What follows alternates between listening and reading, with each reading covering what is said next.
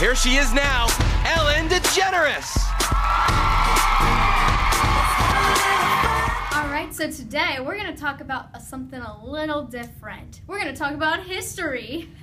Oh, it's not as boring as it seems, and we're going to make it fun. Okay, so first we're going to start with the Civil War with China and Korea. And I think we'll start off with a game, okay? Yeah.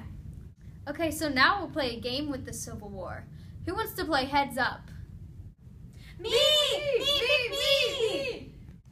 Okay, we'll all play. Okay, so I'll hold the words up to my head, and you guys tell me information about it so I can guess it. Okay, ready? 3, 2, 1.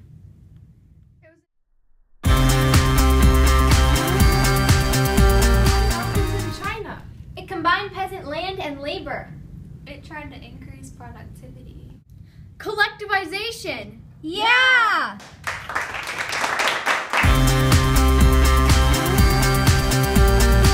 South Korea. South Korea's government and rising protests led to this. And it led to the transition of the government to a democracy, which caused these to happen. Direct elections. Yeah!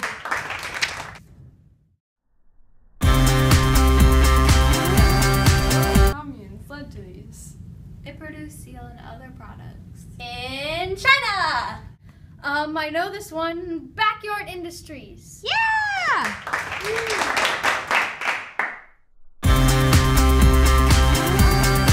Villages. And it made agriculture more effective. It made by Mao Zedong. Communes. Yeah!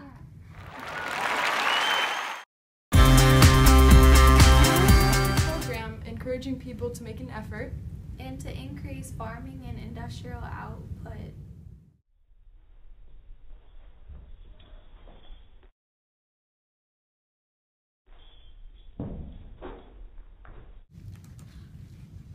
Great leap forward.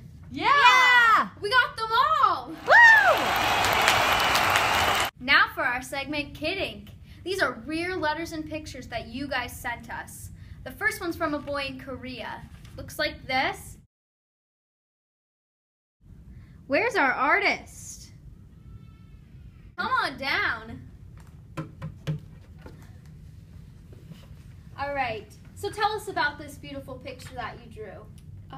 It is North and South Korea divided in attempts to make peace. Oh, wow, that's so interesting.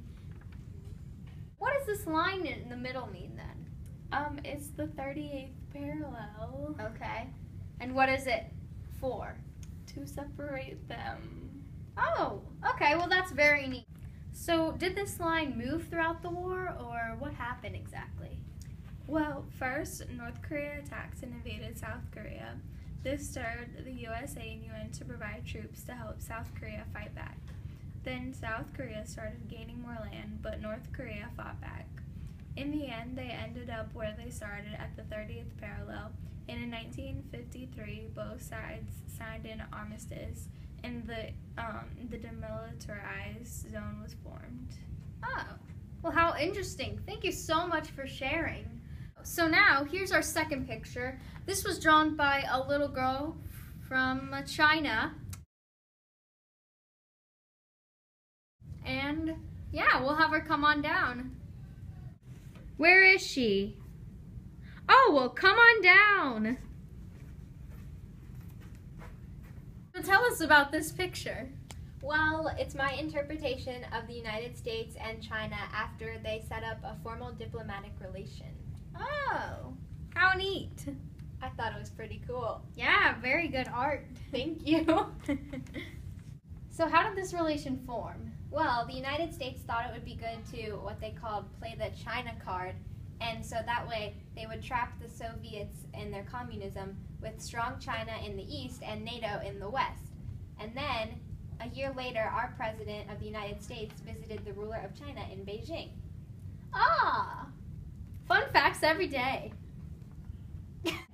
So now it's time for a segment called In Your Facebook.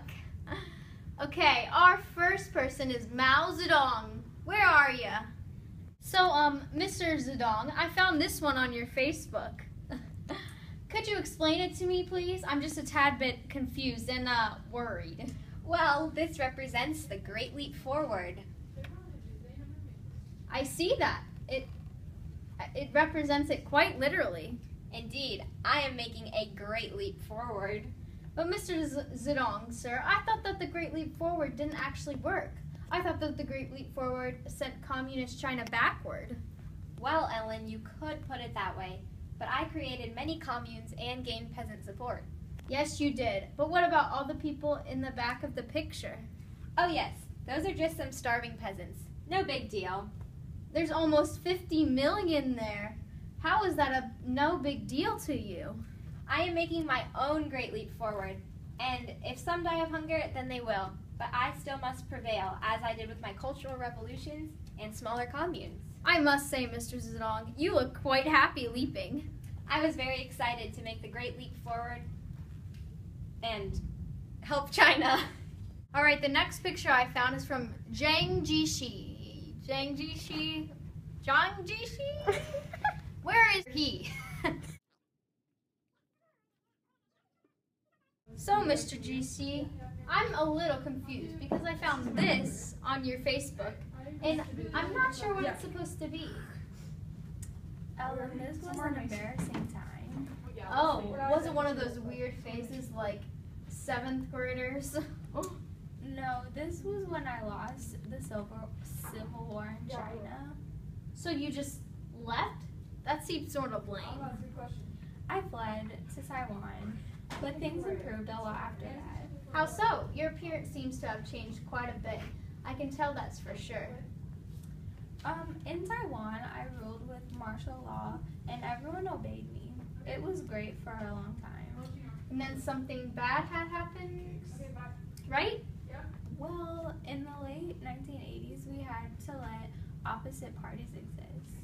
Well, of course. What had you done before? Oh, just suppress them all and use my military to take care of them. Oh my, oh my. Well, on that note, where is Kim the Mr. Kim Il-sung? I'm here. What's the story of this picture?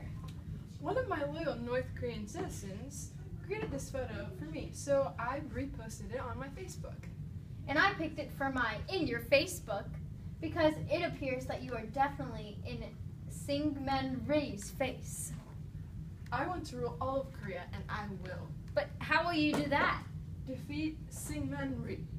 What about his ideas for ruling South Korea? They are wrong since they aren't communist. What are your opinions on the United Nations decision to take part in the war between North and South Korea? I will win either way, so their involvement does not affect me. Communism is the best form of government, and it will win. Okay, glad you have your opinions. I'm not going to try to differ because I'm scared of what will happen.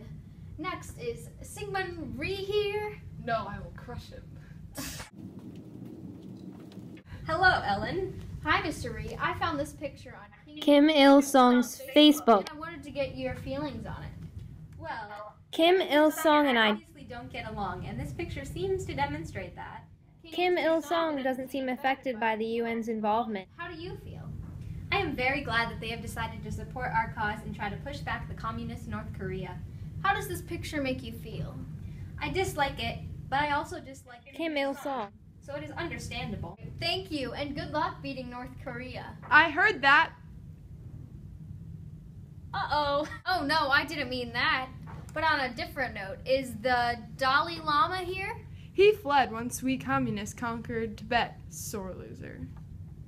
Excuse me, I am here. Oh, okay.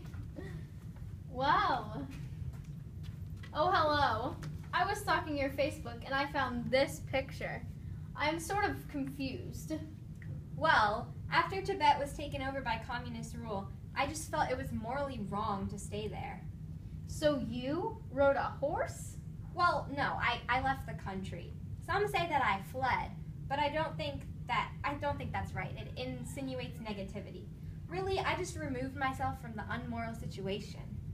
Does your religion disagree with communism?